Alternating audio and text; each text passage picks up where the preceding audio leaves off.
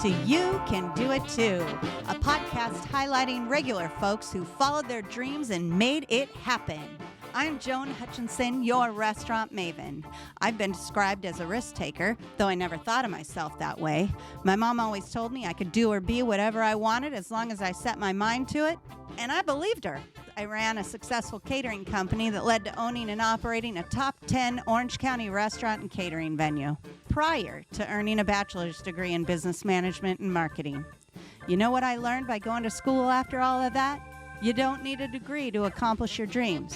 You need drive, passion, and a belief in yourself. You also need some caring folks who support you and believe in you. I didn't need a formula to tell me how to properly staff for a week. I needed common sense and a deep care for creating outstanding dining experiences for my guests. I've been coaching and consulting with salespeople and small business owners for the last few years and blogging with business advice. I just wanted to do more, to reach more of you. I decided to talk with folks I admire, who kick ass at what they do, to show you that you can do it too.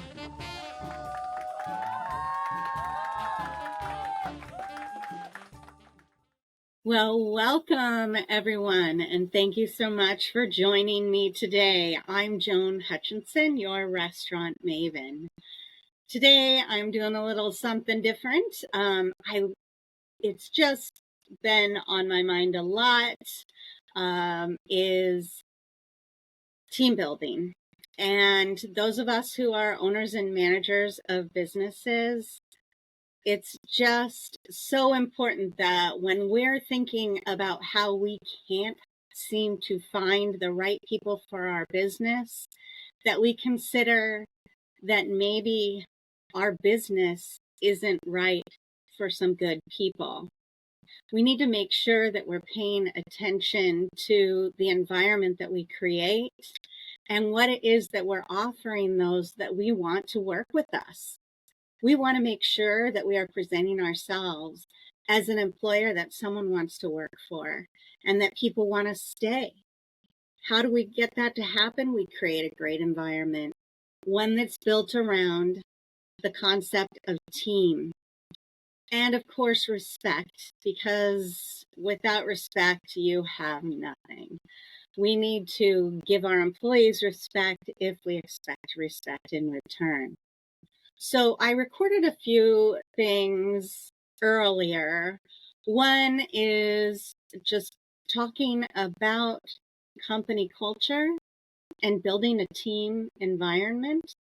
And the other one is me interviewing Darby Hutchinson, who's a member of Generation Z.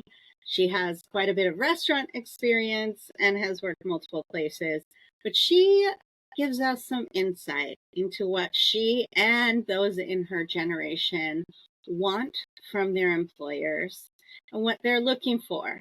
So I just think it's such great, helpful information, and I hope that you think so too. And there's one other thing. I'd love to get your feedback. So at the end of the program, you get a little message that says, "What did you think of this episode?" Would you please share your thoughts? Let me know what resonated with you or your comments and ideas about building a strong team, in addition to anything that you would like me to address in future episodes of You Can Do It Too. And, just let me know what you like, what you don't like, and maybe even give me some ideas of people you'd like to hear from. So without further ado, let's get right into it. Here we go. Hello, everybody. I made it in time. I'm so excited to be here today. I'm Joan Hutchinson, your restaurant maven, and today we are talking about workplace culture. I know last week I promised I would have someone from Gen Z here, and there was some scheduling conflicts, so I will have her here next week, I promise, and we're going to talk about the differences between what I think workplace should be like and what she thinks workplace should be like. I know we're going to learn a lot from her. She's got a lot of great insights in the restaurant industry and just workplace in general. But for today, we are talking about workplace culture. Why is workplace culture important? Because we need to set the stage for not only our customers, but our employees. We create an environment for our employees so that they can know what we're all about, know what's important to us, know what we see as the way to handle our guests and our customers. And we want to make sure that we are really transparent about what it is we believe in and what it is that we expect from our employees. I would love to hear your feedback. So when you join me, say hello, and then I'd be happy to hear what you have to say about what it is I'm talking about today. So, again, like I said, we are talking about workplace culture and why it's important. We are setting the stage for our customers and our employees. We are telling them what our vision is for this business, what we want it to stand for, what's important to us, and how we treat not only our customers, but our employees. When you are creating your business, I hope that you are thinking of these things, right? When you first decided that you wanted to open a restaurant or whatever business it is that you own and operate, you wanted to do that for a reason. And let's hope that it wasn't just about making millions of dollars, because that's not sustainable for you to still feel like it's a reason for me to get up in the morning. I suppose some people might think it would be, but it truly is not.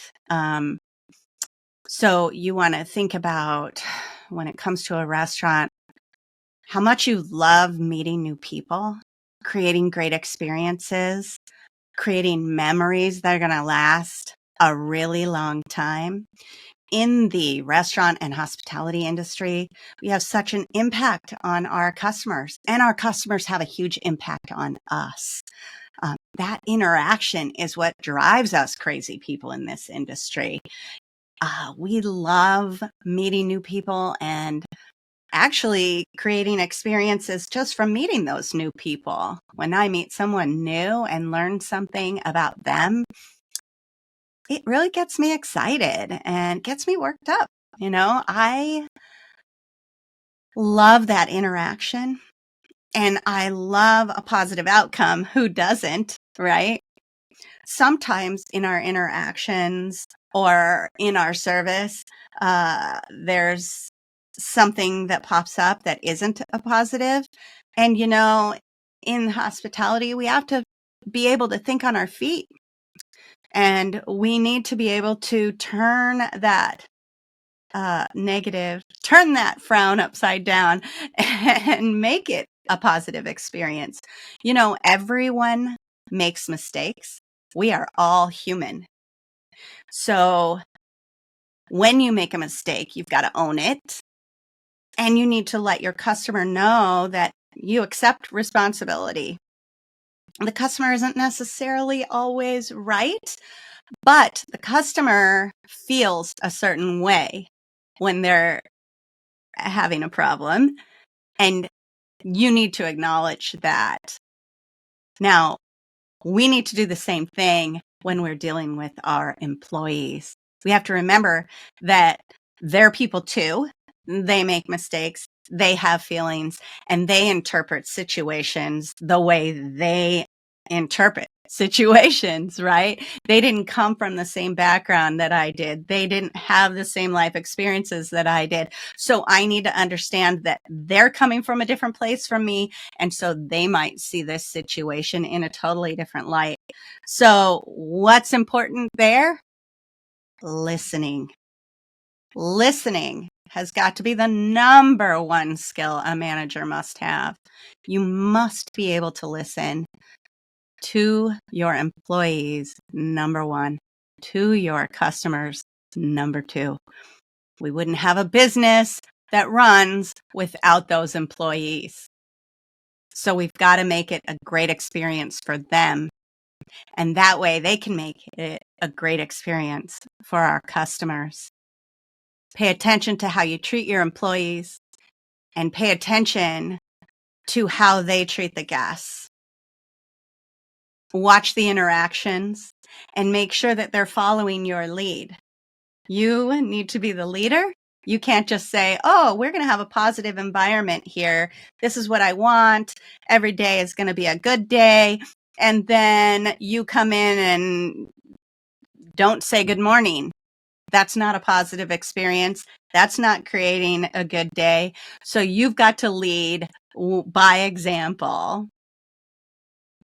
And then you need to watch. You need to watch and make sure that your employees are following that lead. And when they're not, you need to pull them aside so that you can follow through on those expectations that you set. Following through. So important. I know I've said it before and I will continue to say it. When you set expectations and you do not follow through by making sure that your employees are meeting or exceeding those expectations, you're letting down the rest of the crew. You're letting down your customers and you're letting down your business. So don't be afraid to correct behavior. It's important for you. It's important for them. And as long as you do it in the right way, through listening, through empathy, you will continue to grow, expand, and thrive in your business. I know those are my visions of what the right workplace culture should be. Do you agree that they're the right expectations and right visions for how to grow your business? Please let me know in the comments. And then remember that I'm going to be here next week at 11 o'clock Central Time. And I'm going to have a Gen Zer here that we're going to be able to talk about their expectations. Now, she also is a psychology major, so she'll be able to get inside the heads of her peers and let us know not only how she thinks with her background, but what she sees those people in her generation to understand about working and their expectations, which I think is so important. As employers, we need to understand what it is that our employees want from us as employers. And we need to discuss that. That has to be part of our onboarding process. When we're doing an orientation, we need to share our workplace culture with our employees. We need to share our expectations with our employees. And we need to listen to how they feel about that and what they thought should be expected from them or what they think should be expected from them. We need to meet their expectations like they need to meet ours. Now, in the interview process, if their expectations of what the workplace should be like do not mesh with your expectations for your business, then that's not someone who you should even hire. So really important to know what your culture is, what's important to you as a business owner, and how you want your customers treated. You need to share those thoughts and those ideas in the interview process. And you need to listen very well to how your potential employee is responding to those expectations and those goals and those values. That is so much more important than what's on their resume. I mean, just because I worked in an accounting firm doesn't mean I am good at it. My husband always says, just because they went to medical school doesn't mean they're a good doctor, which is like a scary thought, but it is true, right? I mean, just because they've done the job doesn't mean they're good at it. So it's so important to make sure that your values mesh. Make sure that who they are is going to work well with what you want your customers to see and how you intend to reach your business goals and how you intend to take care of your guests and customers. That needs to be the leading thing in your mind when you're doing the interview process and when you're onboarding. And you need to follow through with that on a regular basis. Remind your employees of the expectations. Remind your crew how you want your guests treated. And remind yourself of that, because sometimes we get caught up in the fear of letting someone go and being without an employee. But it's way worse to have an employee that doesn't mesh with your culture and doesn't create a great experience for your guests when that's your ideal. It's better to go without that person than to put that out into the universe, right? All right. Well, I so appreciate you being with me today. And I look forward to next week when I have that Gen Z person. And I'm sure that we are all going to learn so much from that. But please share with me your thoughts on all that I said about workplace culture and your thoughts about the interviewing process with those thoughts in mind. All right. Have a great week, and we will see you soon. So now if you'll hold tight, we just need to hear a word from our sponsors, and then we'll be right back with Darby Hutchinson. Hang in there. We'll be right back. I am lucky to have some amazing award-winning cheeses right up the road. Door Artisan Cheese in Egg Harbor, Wisconsin offers small batch cheeses that have been winning awards for years. And in Wisconsin, that's some tough competition. You don't have to live in Door County to get these cheeses, though. Just go to doorartisancheese.com and check out their selection. Their most popular is the Top Hat Cheddar, but my favorite is their beer-washed Gouda called Valmy. Check them out for yourself at doorartisancheese.com.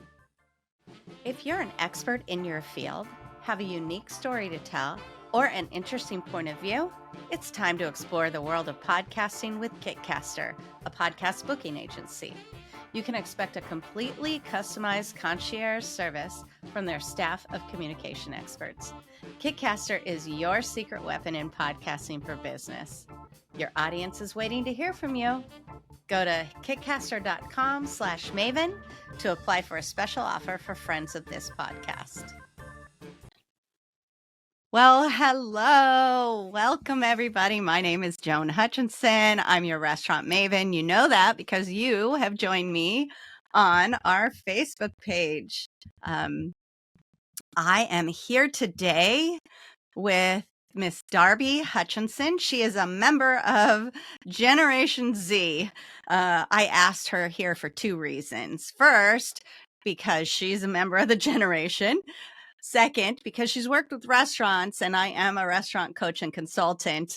And she currently works in a restaurant, but she is also getting her master's degree in psychology. So she has triple insight into our questions about working with Generation Z. So welcome, Darby. Thank you. Please let us know. Oh my goodness, I have pinned an old comment on there, so let me just get that out of there. Let us know when you join us, and let us know if you have any questions for Miss Darby. Just type them in the chat. So I have several questions for Miss Darby. And first of all, Generation Z has grown up with tech. They are the first generation to have easy access to digital technology. They're born between the mid 90s and the early 2010s, and they are now in our workforce and working their way up. I wanted to get an insider's view, not just from someone who works with them, but someone who is actually studying psychology so she can give us some extra insight, right? What do you think, Darby? Are you willing to do that? Yeah, of course. Of course. So, my first question for you is that you've grown up with tech. You're super familiar with being online and using texting instead of talking, on the phone. Hey, Brianna, thanks for joining us today. How so in the olden days when I was looking for work, I would go in to a place, fill out an application, and ask if I could talk to a manager. And I know that through no fault of your own, you can't do that anymore. Now you've got to apply online and do all of those things. Do you still go in yourself and talk to people? So it really depends, I guess. For me, if I really wanted the job, I would go in and talk, but also you don't really know if a place is hiring. When I was working at the last place that I was at, I was a supervisor, and people would come in all the time asking for applications. And really, I was told to direct them to the website and to apply online. We did have paper copies of the applications, but it's just easier for hiring managers to see everything online. And although it's easier for that, some things get lost in translation, I think. It makes it a little less personable. But for me, I use Indeed a lot.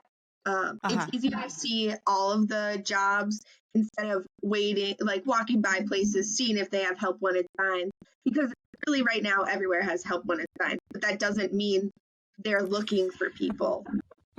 It's a weird dynamic right now. So. Yes, it is a strange world we live in. I think it has to do with the fact that employers don't understand the employees. They don't understand where they're coming from, and they don't understand their expectations, which is another question I have. So any research you do on Gen Z tells you that they're into flexibility and work-life balance, not like my generation who is all about work, work, work.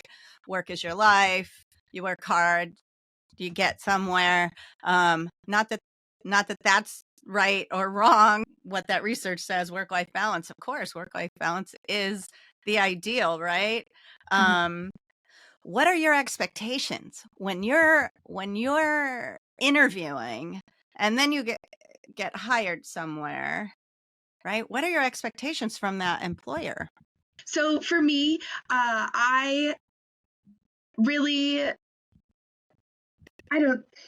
one's hard. I do expect a work-life balance. I also, being an Italian major and going and staying in Italy for a while, in Europe, it's also all about work-life balance. They work to live, they don't live to work, which is something that I aspire to. I don't want every single day of my life to be at work. Or right now, I'm working in the restaurant industry, and as well as therapy, but the restaurant industry, is taking a little bit of a dive right now. It's not super popping. Things tend to be a lot slower. So as a server, when you're making minimum wage, which is like $2 an hour, I don't want to be scheduled for a 5-hour shift that's dead for the entire 5 hours, making no money, wasting time that I could be taking on myself, the schooling that I have, the other job that I have, the relationships I have in my life. Yeah. Like, So you want so for those that don't live in the Midwest or back east, so on the West Coast, restaurants have to pay minimum wage, but not here. So not here, yeah. in the Midwest, and in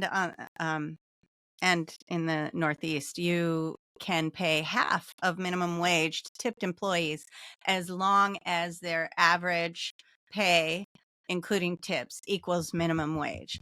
Now, right or wrong, that is the reality of the restaurant industry, and any tipping, any industry that allows tipping. So that's been something of that's definitely been a reason for contention in the industry.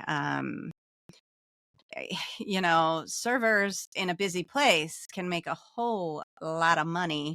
But then those that are not in such a busy place, as Darby was just talking about, now where she's living this time of year is not busy. It's a different time of year that it's busy, right? Mm-hmm. Yeah. So, so how do you think the employer is going to keep that business staffed if the employers think, well, I'm not making any money, so it's not worth my time to be here? How are they going to? Well, so I don't necessarily think I'm not making any money, so it's not worth my time to be here. But for me, there was just some issues at my job. Someone ended up quitting. There's very low staff. For a while there, it was just me and my manager because it's a new bar. So, but it's just, you need to talk to your employees. Like, this is not my only job. Obviously, it's not my only job. If it was my only job, I would have quit by now because I'm not making any money. Well, I wouldn't be able to live off of the income that I'm making. So you need to talk to your employees. If I have a day job and I'm doing this at night, that's a lot of time that's happening. It would help if my employer talked to me and was like, hey, I know that you have a lot of stuff going on. You're going to school, you have a day job, and you have this job just to get by. I really appreciate you being here, and I am really happy that you're a part of our team.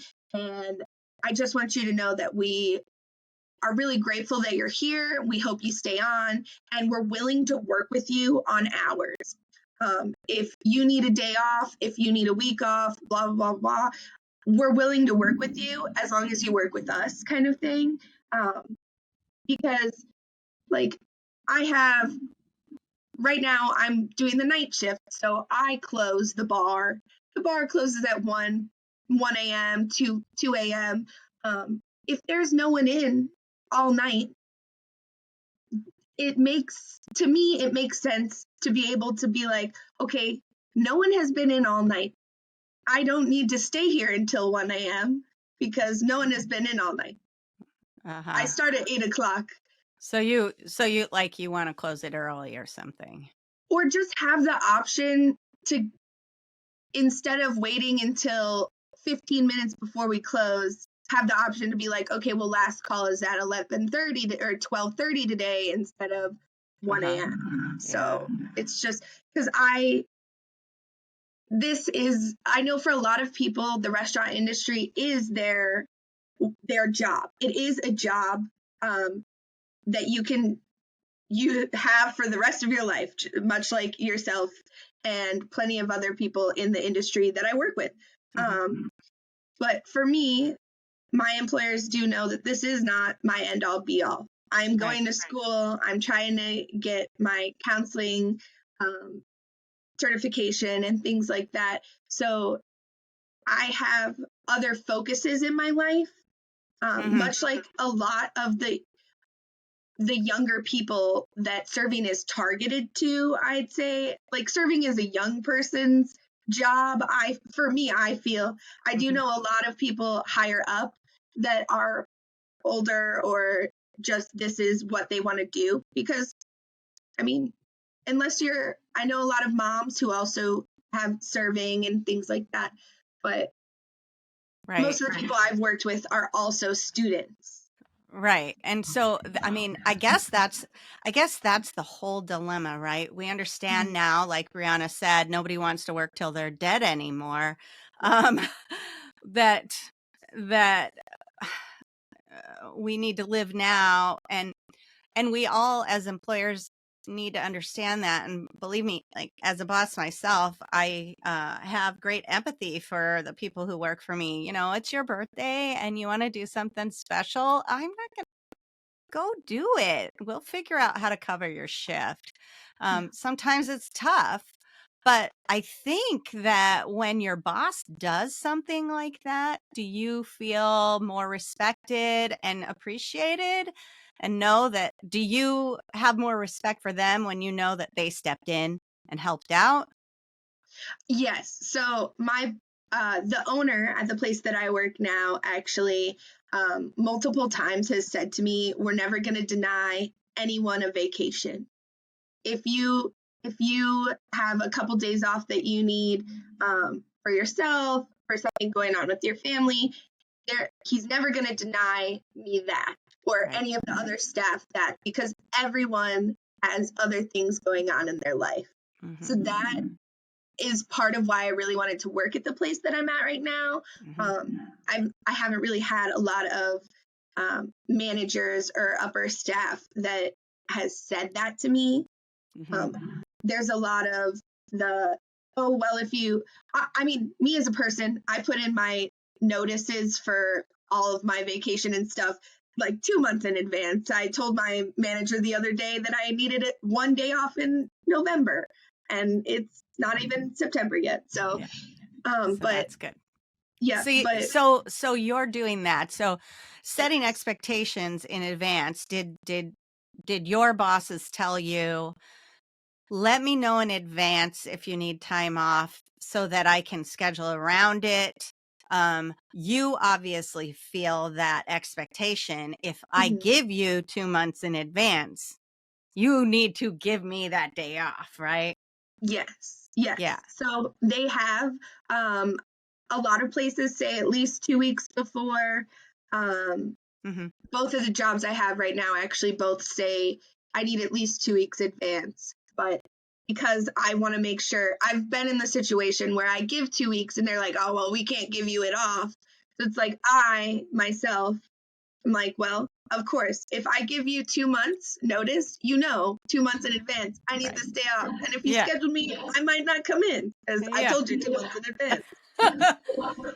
You know, when I got married, I was tending bar, and my manager was really mad at me that I couldn't get my shift covered. It was part of a chain, and I called all the other stores to see if someone would tend bar for me, and no one would do it. So he was pissed off that he didn't get to come to my wedding because he had to work my shift. I was like, well, it's my wedding. I gave you a year's notice. Yeah. So do you think that you're different than others in your generation because you give 2 weeks notice? Do you see that it's common that those in your generation don't? Yes. So I am an exception. Not to say that I'm really great because of it, but I do know in a lot of the places that I've been in, recently here in Milwaukee, here in Appleton, here in other places, A lot of people don't think they need to give that notice. And I guess that goes hand in hand with, I've had a lot of managers who change the schedule on you the week of and don't tell you. Yeah. They're just like, oh, well, it's on the app. You see it change on the app. So it's like, if you can do that, why do I need to give you 2 weeks notice? Wow. Wow, right there. That's a diamond, a bit of knowledge for any business owner right there. So you're setting an expectation. You're expecting your employees to give you at least 2 weeks notice for them to have the day off. But that means that you need to show them the respect and post that schedule that far in advance. So then they know and you know what's going on. So they can plan their lives around their work schedule instead of them going, I want to do something, I'm going to plan something, but my schedule doesn't come out until Sunday and it starts on Monday. That is not respectful of your employees, and it doesn't, you need to have reciprocal respect here. You've got to respect your employees enough to post that schedule and stick with it. Yeah, right? Respect is a two-way street, 100%. Do you think that, so first of all, we all need to respect each other as human beings. So when you hire someone through the interview process, you should be vetting that person's personality and making sure that they fit with your restaurant concept and your philosophy. One of the things in my research for today's talk was that Gen Z's very interested in authentic brand identity. When you say, I care about the environment, but you have styrofoam to-go containers all over the place, they see a disconnect there. So they're going to lose some respect for you. You need to make sure that you know what your company stands for, what's important to you, and what's important for you to put out to your customers, no matter the business, especially in the restaurant industry, because we're so customer facing. But you want that. So you need to make sure that the questions you ask in an interview give that employee the opportunity to tell you that they understand it and they agree with it, and they're going to present that to your guests. Do you see, I mean, you've worked in several restaurants. Yes. So have you seen that the company philosophy has a disconnect? Do you even see restaurants that tell you, hey, this is our focus, this is our goal? Have you had that in your experience? I have had that in both of the most recent jobs that I've had. I wouldn't say there's a disconnect at the one I'm at right now. The one I was at before, there was a little bit of disconnect. But I wouldn't say it's like disconnect with what they want to do with their whole experience, but a little disconnect with how they go about it. They are doing what they want to do, or they're trying to create this whole experience, and they are creating it, but a lot of times how they go about like structuring it is right off. Are they extending that same experience to their employees? That's usually where the disconnect is. Right. How they structure, how they involve their employees in it. They talk there's a lot of like big talk, oh, we want to do this. We want to have you guys train on this. We want to do all of these classes so that you can also create this experience, because without the staff, how is the experience going to be whole? Right. And they want all that, but it's like a little too big at that point in time. I think I don't know. There's a lot of moving parts in each company. So, Okay, so one takeaway there is making sure that you show some respect to your employees and set your expectations, but that means that your employees are going to expect the same from you. So, one of the other things they talked about or I read about with Gen Z is that because you've grown up with technology, that you expect instant gratification and feedback. So in the olden days, it was every year you had to sit down and you had an annual review. I personally hate that. I want to talk to my employees when I see a problem and I want to correct it. And I want to talk to my employees when they've done something great and let them know that I think that. But they're saying that your generation wants those regular check-ins, not just that they want their employers to listen. I I'd say that's pretty on point. When I'm doing a good job, or when for example, someone quit, I had to cover all of her shifts.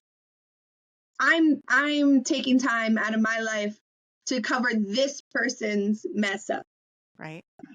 It had really nothing to do with me and how I was going about it, but instead of being like, no, why would I do that? I have other stuff going on. Oh, I will cover the shifts that I can cover.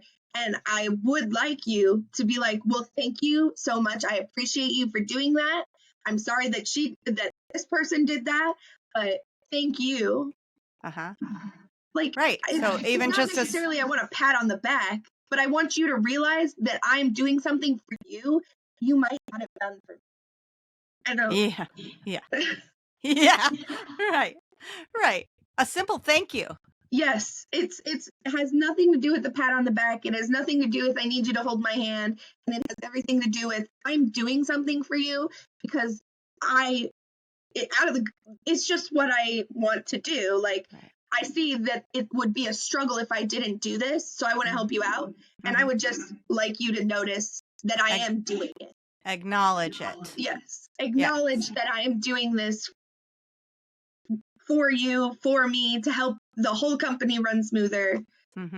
So yeah, those check-ins are nice, or just noticing when I do something that you didn't ask me to do. It may not be that I want you to tell me I'm doing a good job, but I did something and you thought that was amazing and you haven't had someone do it, but you just didn't say anything. That's kind of weird. I tell people all the time that I just meet like friends.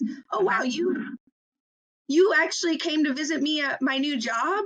Thank you so much, because customers. Yeah. So Customers. Yeah, yes, teamwork and acknowledging, especially when someone goes above and beyond, so very important. And that's building that respect too, right? When they say, hey, I'm acknowledging you, I'm acknowledging the fact that I didn't even ask you to do that and you did it, you went above and beyond my expectations. I should be giving you a pat on the back. I'm not saying I'm going to give you $50, but simply saying thank you is great. We have a little game that we play, and I think it's terrific. And it's not just these are. It's called a shout out box, and I ask my employees to notice when their coworkers go above and beyond and write it down. And then every 2 weeks we have a big team meeting, whoever's working that day, and we pull those things out of the box and we read it. Like, what did they do that went above and beyond? And we say, good job. And everybody cheers them and says, thank you. And, we give them a little prize, and it's not even a big prize. Like, I have squirt guns, I have a deck of cards, some silly prizes like funny hats or, candy necklace or bracelet. But it's just fun to be acknowledged, and it really makes you feel good and makes you feel more respected. Right. For me, it makes me more willing to continue to do those things, when things go unnoticed and you're just kind of there. You're just their employee. They don't care. Um, you're doing all of this stuff and they're like, oh yeah, and they just keep giving you more to do, and they're just kind of like, oh well, it's your job. It's like, yeah, it is my job. It is my job, but I'm doing it and I'm going above and beyond. And you telling me that I'm doing good makes me want to keep doing it. So, Yay. So that there's another good one, right? Acknowledge your employees when they're doing well, when they're doing good things. So don't just tell them when they do bad things, right? Or when they yeah. make a mistake, right? One other thing, socially conscious. How do you see that playing out in the restaurants these days, Darby? Socially conscious, like with Right. what's going on in the world and everything. All around. Do you see restaurants making that a priority, being socially conscious?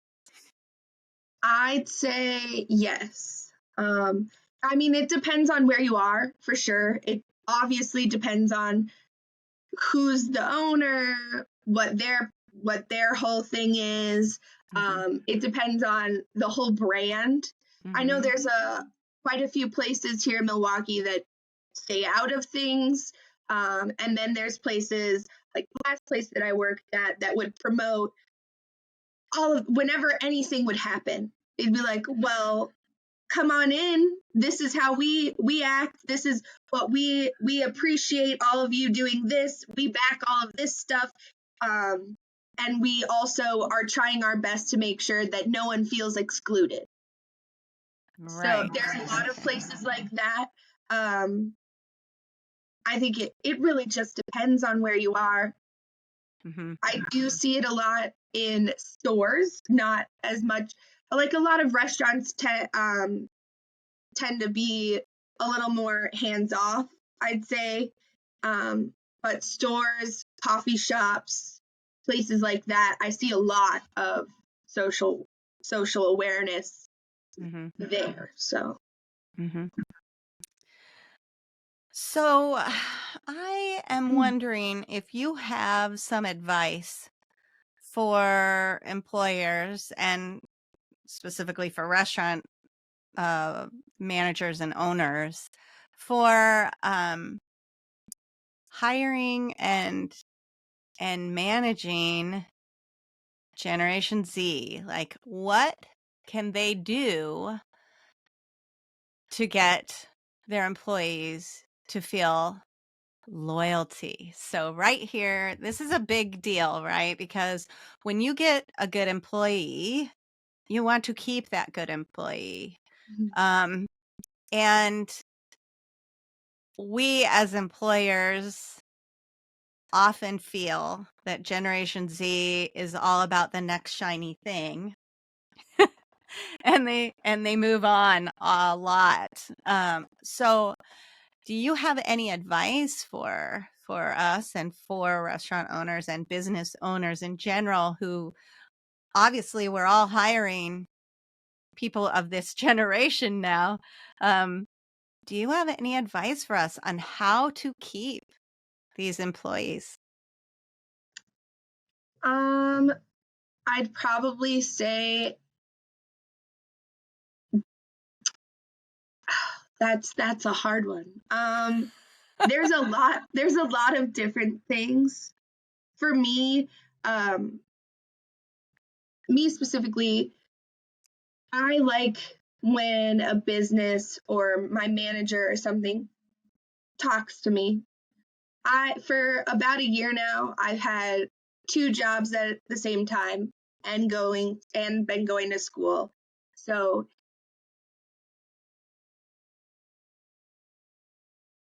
Welcome back, Miss Darby. no, sorry. So I was just doing the recap about showing your employees respect if you expect them to respect you. Number one easy thing, I know easy is relative term, but posting your schedule in advance. If you expect them to give you notice for times they need off, then you need to also show them the respect to post your schedule at a decent amount of time before it starts. Listen to your employees, right? You were talking about listening and how you liked it when your employer actually talked with you. Can you go back into that? Because that's when we lost, yeah.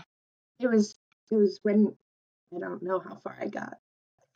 It was right after you said you like it when your employer talks to you. Okay. Yeah, I like it when my employer talks to me and kind of interacts with me on, I know that you have another job. I know that you're going to school. If you need to bring anything into work, and instead of doing all the cleaning and things like that, and you need to take, I don't know, 10, 20 minutes to do a piece of homework that you wouldn't be able to do otherwise, you totally can. It's like on your downtime when nothing's going on. If there's not anyone in here, you don't have to go wipe the windows down like you do every other day. You can take a little time to do that piece of homework. You can take a little time to answer that email, things like that. I also really like when places say, well, hey, let's get together and have a little staff party, or just like, it could literally be, we have a lunch together, pizza, take and bake from Costco because they have big pizzas. It's nice when places do that. Unfortunately, I've been to a lot of places who say, oh, we're going to have a staff party, and then never do. But it helps with team building. It helps me feel connected to you, the upper people. It helps me connect to all of the people at work that I wouldn't really talk to, the kitchen people, the nighttime crew, things like that, the daytime crew. So it just helps to make everything else go smoother. If we feel like a team, we act like a team. Oh my gosh. Wow. That is so, I love that. What you just said. It's so, so, so important to get everyone to feel like they are on the same team, right? Front of the house, back of the house, all together, management. We're all on the same team. I love that you said bring in lunch. Let's have a party sometimes. Those are so great. So build up your team, let them get to know you, build some rapport, create an environment that your employees feel respected, appreciated, and like they matter. And you're going to have a winning team. All right. Thanks so very much for joining me. If you're interested in learning more about building a winning team, I have created a program titled Solving Your Restaurant Labor Problems and Saving Your Sanity. And a lot of it is about, number one, hiring and interviewing so that you can ask the right questions and find the people that fit with your team, and building a strong team that stays. Interested? Check it out. Go to my website, yourrestaurantmaven.com.